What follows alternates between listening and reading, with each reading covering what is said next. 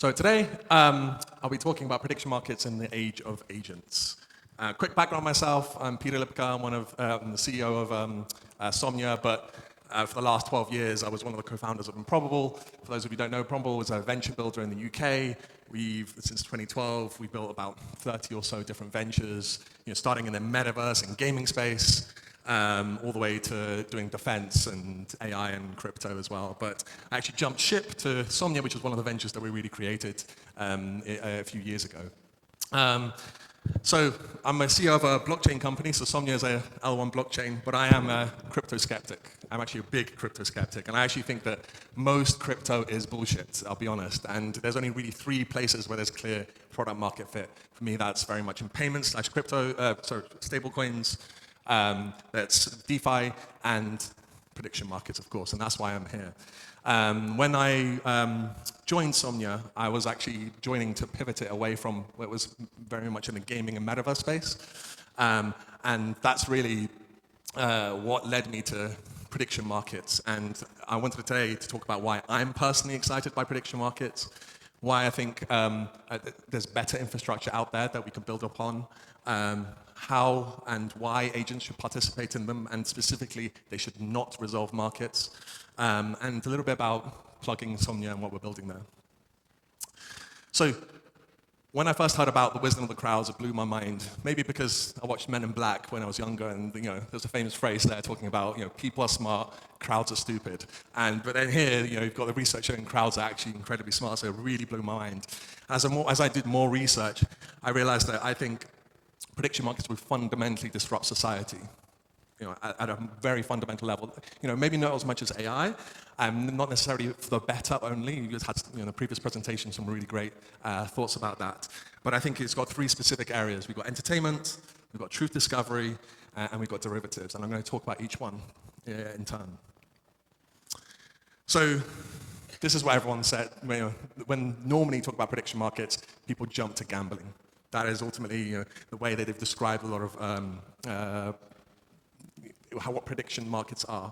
But I think that's a very, very narrow read of what prediction markets could be. And I think there's a much wider opportunity in entertainment. And I think, I'm a believer in the duck rule. If something looks like a duck, quacks like a duck, it probably is a duck, right? So I do think a lot of prediction markets are gambling. But I think that we could actually utilize prediction market infrastructure to basically build up entertainment products where people are not just gambling away on money, they're gambling on things that they care about, right? You've got everything from Reddit Karma, Xbox Gamer Score, Stack Overflow reps, right? Man points. This is going to betray my public school boyhood, but at school we had a thing called man points where you would do something for a bet and you would earn man points from other people. And we took that shit seriously. If there was an app where we could actually track that in a much better way instead of having an honor code, we would have taken that very, very seriously. And so I think there's a lot more to gambling than entertainment. But I think there's a bigger problem. And I think that gambling, by definition, should be isolated from the outcomes. If you are betting on a football match, it should not impact the football match. But when you look about the theory of prediction markets, it's actually the opposite. The whole point is that prediction markets should impact the world because they're truth machines. They're trying to figure out, what you are, what the probability of something happening is. If you knew when you were going to die and how you're going to die, you would change your life. You wouldn't keep doing the same thing over and over again. And so we've been in this really weird place where we've got this tool where it's trying to do 2 things at the same time. Be a tool for gambling, for entertainment, at the same time for truth. So the other one is, this truth machine, right? I think trust is collapsing. If you look at the research, I think we've got historical levels of low trust in things like government, financial institutions, big tech, and especially with the younger generation. And I think that prediction markets have the capability, by design, right, that to really help with that. But I think the theory says that even though prediction markets where there's skin in the game, aka there's money on the table, I think the research shows that if you combine that together with expert knowledge, you get better results. And I think that my belief is that you can build a prediction market infrastructure that also handles both of those particular use cases. Actually, one thing I'll talk about here as well is that I think there's a lot of people out there, a lot of experts that are looking to prediction markets and disappointed with what's happened in the real world at the moment. And we come from a defense industry, so we built one of the first new prime contractors in the UK in like 40 years. And we've got a lot of contacts there, and one of the things that they're really looking forward with prediction markets is they think that a lot of the things that are happening on a geopolitical scale are very predictable, but governments are not listening to them. And so there's a lot of excitement there about potentially using these knowledge-oriented prediction markets to really help influence even what governments are doing. Example is the Strait of Hormuz. That's been part of defense policy for Iran for decades and decades. There should be no surprise at all that that was closed down by Iran in the last few months. And finally, I think this is a tool. I think this is the most powerful tool for derivative creation, right? And I mean that in kind of for hedging products, for parametric insurance, for asset baskets, even for retail accessibility. I think using prediction markets, you can create these products that effectively retail might not be able to have access to. I think you can create hedging products that are independent of the market. So for example, silly example maybe, but imagine you are a Tesla supplier and you are at the mercy of how many cars Tesla delivers every month. You could try and find a correlated asset, aka the Tesla stock, but you are then at the mercy of Elon Musk doing something silly, doing an X post, creating a new political party. That's not really a great hedging product for you. You can build a hedging product that's specific for your exposure. And I think the prediction markets, the power of them is in their simplicity, yes or no. If you look at, say, the 5-minute markets that have become quite big now, it's like, why is that even a thing? Why are you using prediction market infrastructure for a 5-minute Bitcoin market? There are already great asset classes out there, perps and things like that really do that. And I think the reason is because it's incredibly simple. And I think that's such a powerful tool that we shouldn't underestimate. And so here we are, right? I think there's these 3 areas where effectively how it impacts society. I think how we consume, how we even learn about the world, or how we even simulate the world, how we transact. And so the question I asked is, are we happy with infrastructure that exists today? And I think I would say there's a lot to improve, and I want to kind of guide through the designing of a prediction market through these kind of 4 tensions or 4 juxtapositions. On one side, I think we want it to be permissionless. We want everyone to be able to create a market, bet these markets, because we want it to be as simple as creating payments. But that comes at a cost, right? Trust. These are opposite things. Like, can you trust things that anyone and everyone can create? And especially, people want those high-quality markets. Institutions want them. Retail investors. We want it to be monetized and social, right? Like, normally, if you were to build infrastructure for money, it would not be great infrastructure for social tools. Like, for a bank, you wouldn't use bank infrastructure for Reddit as a particular example. But I think the reality is when you really look at it, this is not a binary option. I think there's very much a spectrum. As soon as things are tradable, that people care about, they tend to get some value associated to it. And so it's very much a continuous spectrum between the two. And my view is that you kind of need to take the same level of security you do financial markets to those social markets. Cheap and deterministic versus accurate. If you want to be able to do these micro markets, have the prediction markets for small communities, for prop betting, if I wanted to make a bet with any one of you today, it needs to be really cheap, really, really cheap to be able to, you're talking about, you can't have it cost, $100 to resolve a market that only has $10 running on it. At the same time, it needs to resolve accurately, and generally accuracy and cheapness don't go well together. Especially the way it's done now, you need teams or experts that help resolve those markets. And finally, this one's way above my pay grade, but expert knowledge versus insider knowledge, right? Look at the theory. Insider knowledge is a feature, not a bug, of prediction markets. That's been one of the biggest challenges for prediction markets and how they've come to market over the past few years. If you want to find the truth, then insider knowledge is critical to get that, the probability to, the right probability of that thing happening. But at the same time, it needs to be regulated, right? We have all this regulation in the world, so how do you balance between the two, and how do you do that? And should the infrastructure know the difference? So what is the solution? It's 2026, so the solution to every single question, I feel like, is agents nowadays. I'm only kind of joking, but only a little bit. I think their agents do have a big part to play in this. So agents are already great participants. Right? They're great at trading. So if you went on X or on Reddit, you already see that it seems like you would make it feel like 90% of bets are just agents trading on Poly Market or Kalshi. They're already great at providing liquidity.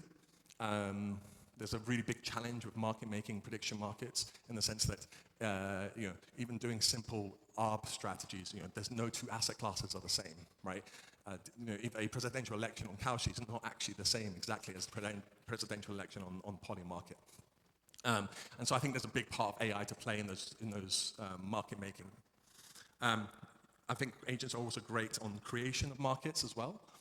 So we've done a lot of tests of, hey, can agents kind of find out what things people care about and create markets around them? Now, most platforms don't really allow arbitrary creation of these markets, but so this is more from our own testing. But we think that there's going to be really big potential for finding those markets that people really want to participate in. But when it comes to actually resolving markets, I think that's a really different ballgame. The top three, this is about the participation of agents in those markets. The third one is in part of the governance in those markets. And I think that is another step that might be a step too far. But before that, it's like, what is an agent? So this is the Gemini definition of an agent, so it must be completely accurate.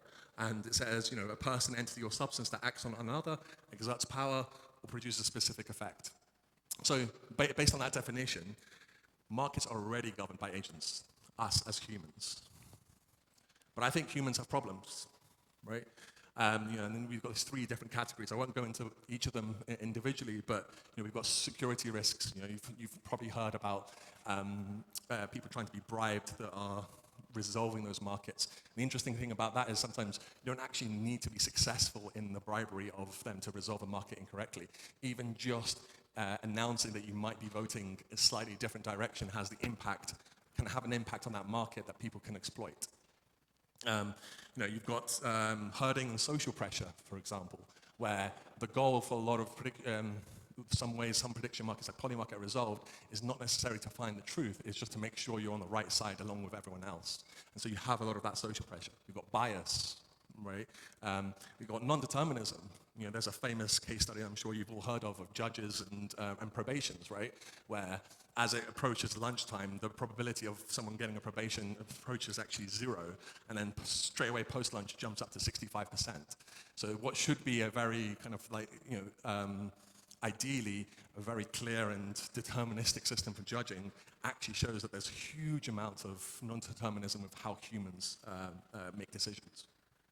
And of course, there are all these operational bottlenecks. It takes a long time to resolve these markets. There's a scale problem. How do you scale in having tens of thousands, hundreds of thousands, millions of markets a day? High cost of resolution.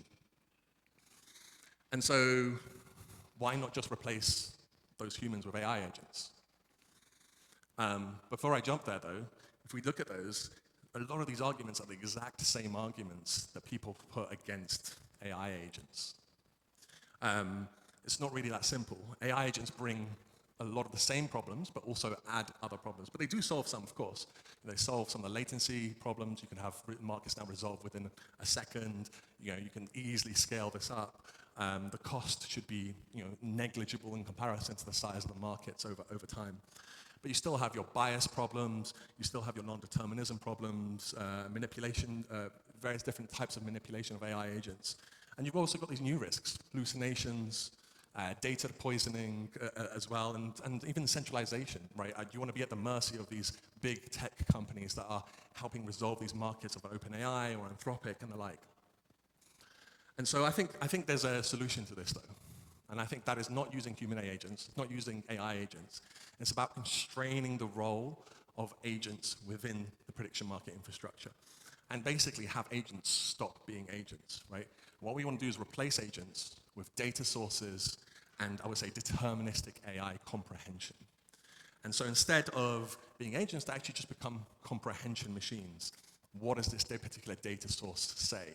That is their limited scope, rather than trying to utilize their pre-training data or trying to make judgment calls or anything. All they're doing is taking natural language and extracting information out of it. As I'll discuss in a little bit, this basically, the idea behind this is to try and make prediction markets an algorithm rather than natural language. And so that's really what we're building at Somnia. We're building an infrastructure called Prophecy. And the entire idea is that it's a algorithmic, as close to algorithmic prediction market infrastructure as possible. That's fully decentralized, fully deterministic, and actually even completely replayable as well, just like the blockchain is. And so I could talk about this slide for way too long, but I'll go really quickly. There's 4 stages. The first stage is very much data sourcing. It's the idea that you would choose your data sources with which you want the market to resolve, like BBC, Reuters, Bloomberg, right? And then you would ask a particular question.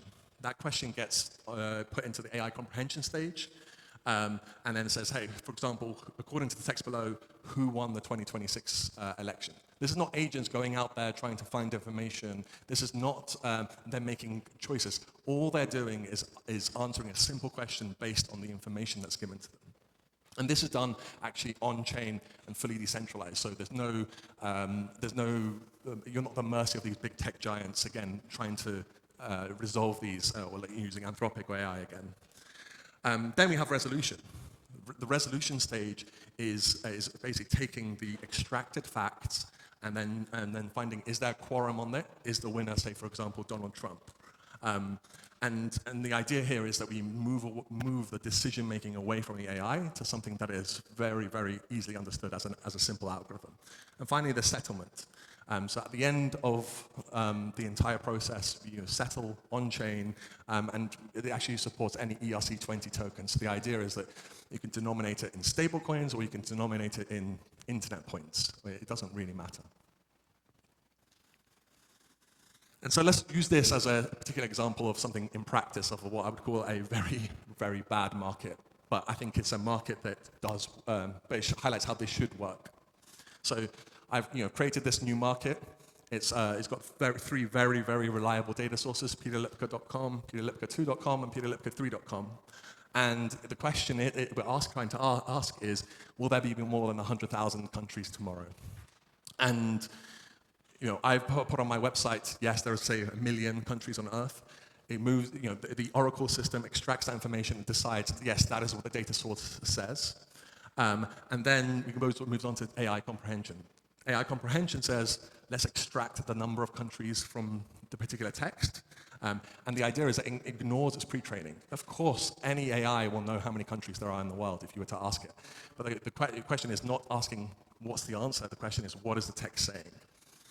And so it extracts only what the source text says, and then the resolution phase is asking, hey, is there quorum across all of these data sources?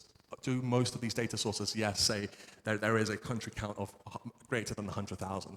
So again, we've removed any kind of calculation from the AI. We've removed that. We're not, you don't want AI trying to do numerical algorithms, right? We've put that into a separate subsystem, and it's basically a smart contract that does the calculation directly. And finally, that settles it. The contract says, yes, that's true, and we pay the winners in Lipka coin, which is a very valid meme coin, I promise you. So that's the overall system. I do think that we are making compromises with this kind of system. First part is there's no data source, there is no market. Now, I would say this is more of a feature rather than a bug. But it does limit what kind of events you can trade on. And in particular, at the point of creation of the market, you need to know which data sources exist that reflect that market. The other one is, I don't think we're solving the issue of trust. We're just shifting it. We move away from, do I trust the market itself, very much to, do I trust the data sources represent the market or the thing that I'm trying to trade on. And effectively, the idea is that more sources will result in more trust. And finally, I think the thing that we're compromising on, right, is that there is no ground truth. Like, if you can create two very different markets. So let's use the Russian invasion of Ukraine, right? If you set that up in the months afterwards and you ask two different data sources, one would use Russian data sources, the market resolved to no because they defined invasion differently.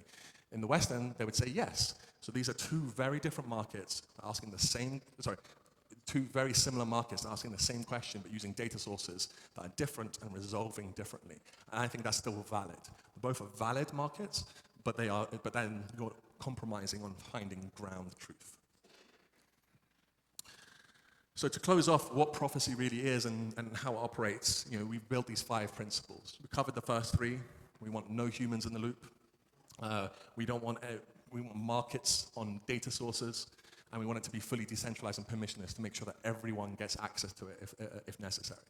We're also making it a public good, so very much no protocol fees. We want everyone to be able to participate in it. And finally, one that I didn't cover, I'm sure we're going to hear a lot about liquidity in prediction markets because it's one of the biggest challenges. What we're doing here is building a shared liquidity layer. So as anyone builds a venue or participates in prophecy, then that liquidity is shared across every single venue. And so therefore you don't have this challenge of, hey, I want to bring up a new prediction market for my community or for my particular audience. You don't have to go from 0 to 1 to try and find that liquidity, find those market makers. This can be done from the start. It solves the 0 to 1 problem. So that's all. Thank you very much. If you would like to chat to me about it more, I'm more than happy to chat. We've just launched Prophecy Social, which is kind of like a beta version of this showing the protocol itself. We've got documentation up and running, so it's full technical documentation. Again, it's permissionless and available for anyone to use. But thank you very much for having me.